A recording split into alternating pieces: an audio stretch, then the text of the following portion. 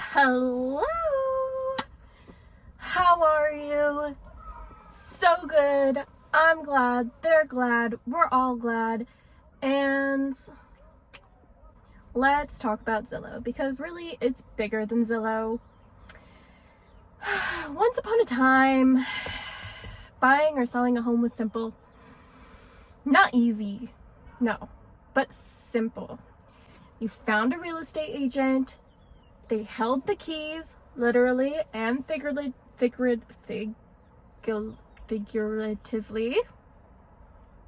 The rest behind closed doors.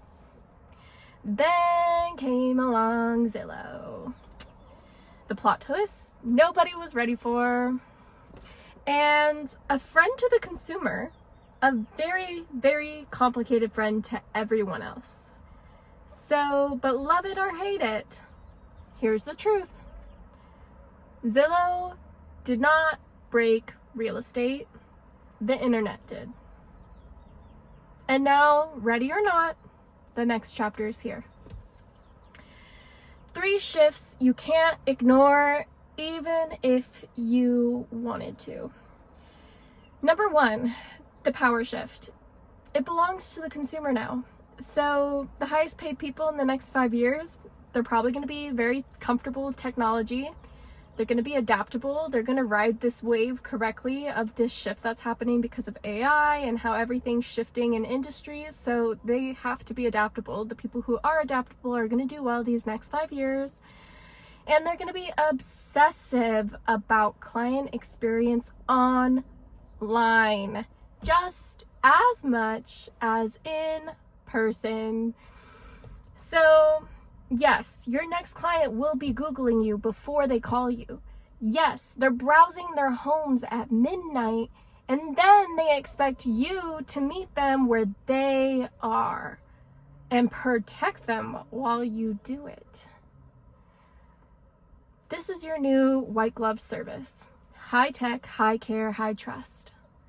High tech, high care, high trust. The power shift. It really does belong to the consumer now, but also think about who those top consumers are. High tech, high care, high trust. Number 2, the fall of because that's how it's always been. Big names and big brokerages aren't going away, but their automatic power, that's fading. The new client doesn't care about a gold logo. They care, are you fast? Are you helpful? Are you human? Traditional real estate has been living in a museum. Meanwhile, the future is building neon signs outside. I really think this is probably the biggest point to me because it goes hand in hand with the first point. We got new clientele who are about to make the most money this year. New millionaires will be coming in these next 5 years with the intense crumble that industries are about to view, are about to receive, as individuals can become entrepreneurs like never before. So we see this new raise of wealth. We already see a generational shift of wealth happening. And on top of that, you have this morality shift. And the morality shift is really why the fall of because that's how it's always been is going to be so seismic. Like, this is going to be really, really different. I always think about it when I think about brokerages that have like an old luxury name, and you think of like old Hollywood. I mean, there's just this shaky ground that they're on right now. Like, they expect you to know their name because like whisper marketing, but it's not being whispered into the ears of new wealth because they haven't been prioritizing that kind of client service. So when you view people who are digitally consuming things before they physically consume things, what is that luxury underground railroad? What is that luxury market? The salt, what's it called? Back in history, the big merchant, oh man, I can't think of it, where they would sell salt. Anywho, there is a new traveling road where merchants need to be seen by luxury consumers that isn't historical, isn't traditional. And if you haven't been paying attention to the neon signs that are being built outside, then you're probably not a part of this the shift. And so the always been traditional maintenance of what we do is what we do, and we're not going to change that. They're just not going to float with these adaptable, high-tech, high-care, high-trust. So the third disruption, the third power shift that you can't ignore even if you wanted to, is deregulation and disruption, aka Zillow's playground. Let's be honest, AI and public data tools are handling consumers' superpowers. I have a superpower now because of the data tools.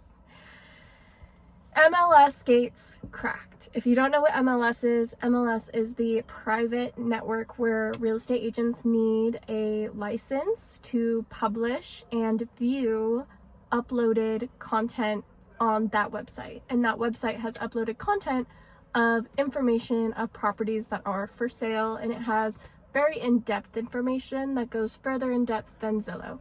And Zillow syndicates from MLS. But MLS's gates are cracking. Industry secrets are Googleable. Honestly, they're almost ChatGPT-able. Your value as an agent, as a service provider, is not in what you know.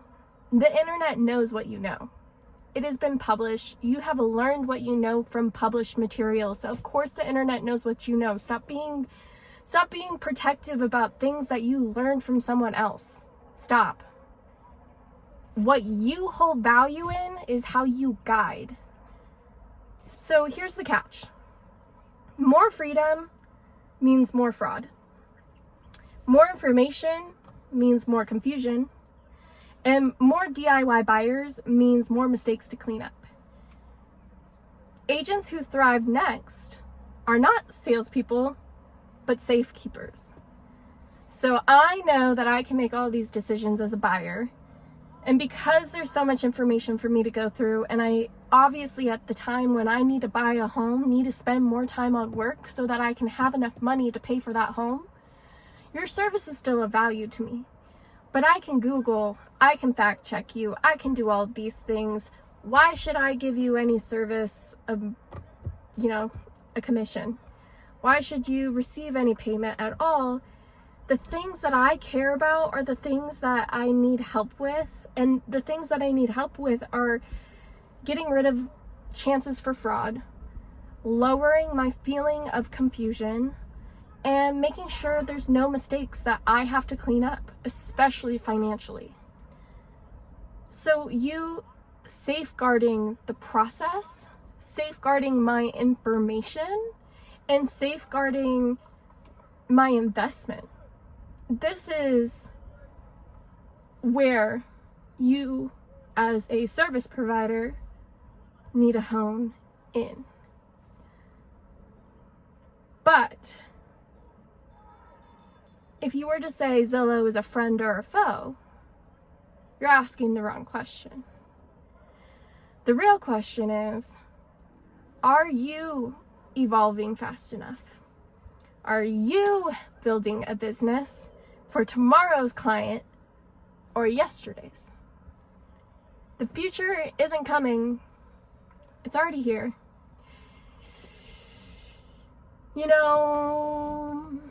I did kind of clickbait you with the Zillow title, not gonna lie. But the thing about Zillow is you became an e-commerce. Real estate was like one of the last products to become e-commerce. And so when you view how old Zillow is, that's how long it's been in e-commerce. But obviously it takes in time for a consumer to learn new models. But I've been Zillow scrolling for a while now, And I know a lot of other friends who've been Zillow scrolling for a while now. Basically, when you start heading to college, you start viewing Zillows for fun. You start previewing mansions you won't be able to afford for fun. So are we going to view this consumer enjoyment of window shopping? Obviously, Zillow does that thing where they sell the data back to real estate agents, even though real estate agents provide the data for Zillow to have as a platform, but Zillow has the audience. So they're selling you the seat tickets, the eyes, the views, the direct communication available to you. This e-commerce world is so wild, so changing, but it is still very much an industry that's been published about. It's just the beginning for real estate to be in this publication model. So you need to start finding ways to you might be paralyzed, but you need to find ways to make your business parallel to e-commerce. And I will say that there are some 15-year-olds killing it in the e-commerce world. There are people who are just selling soap on Amazon for more than the price charge because people pay for convenience. People's perception of money has not necessarily changed, but there is a route in which that transpired. A sense of worth, sense of purchase, sense of exploration has changed that you need to accommodate for in your business model. So yes, I'm going to Google you. And also, here's the other thing that I'm just gonna say. For me, my age, I think millennial down, if I'm looking up a human, I am not going to Google first. I'm sorry, I'm not. Some businesses, I don't even go to Google first. Like even restaurants, I'll go to Instagram first. Instagram is my platform for me to see everybody's page, to look up who you are. And if you're not on Instagram, that's fine. Second bet would be Google. I don't go to Facebook to look up people. I don't. It's too messy. The UI is not it. Instagram, clean, window shopping, the mall. So when you think about what's happening before they meet you, what does your digital handshake look like? And also, who is shaking your hand in the first place? If you're only shaking hands with baby boomers, yes, Google is more important. If you're shaking hands with millennials and baby boomers, well, then both.